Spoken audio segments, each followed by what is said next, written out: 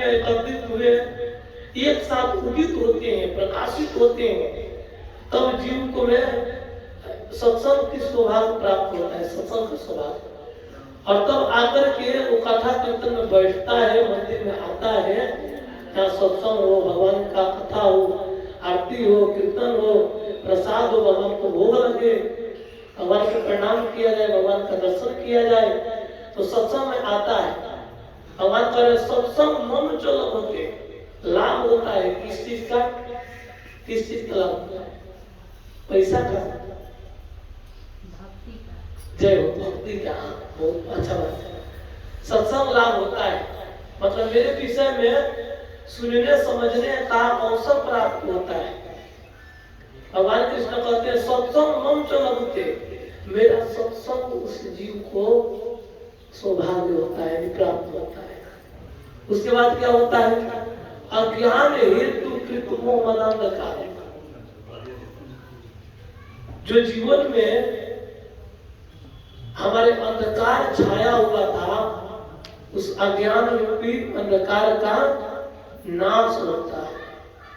क्या होता है? अज्ञान रूपी अंधकार रूपी अज्ञान का नाश होता है। उसके बाद क्या होता है? तदोदय का विवेक। और अंधकार रूपी अज्ञान का जब नाश होता है तो भगवान कहते हैं कि तब उस जीव को विवेक की प्राप्ति होती है। और इसी विषय का चिंतन करते हुए गोस्वामी जी रामचरितमानस में लिखते हैं, बिनु सत्संग विवेक न होई, राम कृपा बिनु सुलभ न सोई। बात मैच किया, एक ही बात हुआ नहीं हुआ? भगवान के इस वचनों का पालन गोस्वामी जी कर रहे नहीं कर रहे? पर आज के डेट में अधिकांशतः कितने लोग रामचरितमानस पढ़ते हैं और चिल्ला चिल्ला कर रोज डागा बजाते हैं, बिन सत्संग विवेक न होई, राम कृपा बिन सुलभ न सोई, लेकिन इस विषय को समझने का प्रयास नहीं करते। इसीलिए जीवन में अंधकारहीन और अज्ञानहीन भरा पड़ा, ज्ञान का प्रकाशन जीवन में नहीं होता।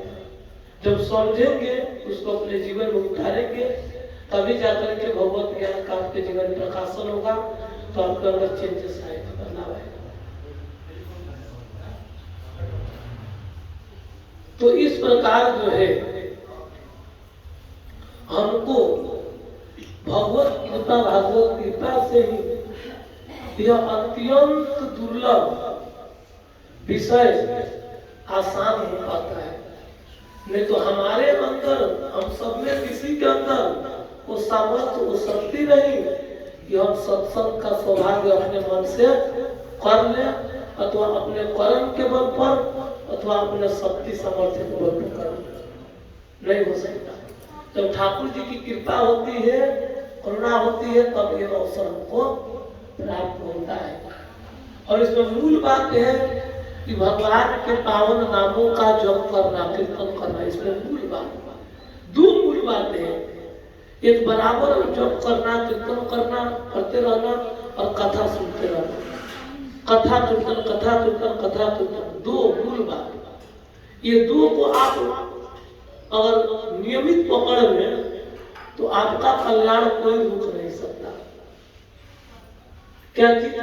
भगवान के पावन पवित्र नामों का जप कीर्तन। जैसे हम जप करते हैं तो कीर्तन ही है, कथा करते हैं ये भी कीर्तन ही है। तो कथा और कीर्तन दो चीज को हम पकड़ लेते हैं, और सबसे प्रधान साधन है भगवान का नाम, और यही अंतिम फल है भगवान का नाम। क्योंकि भगवान का जो नाम है वो फल भी है और भगवत प्रेम भी है। गोलु तेरा प्रेम धन हरि नाम संग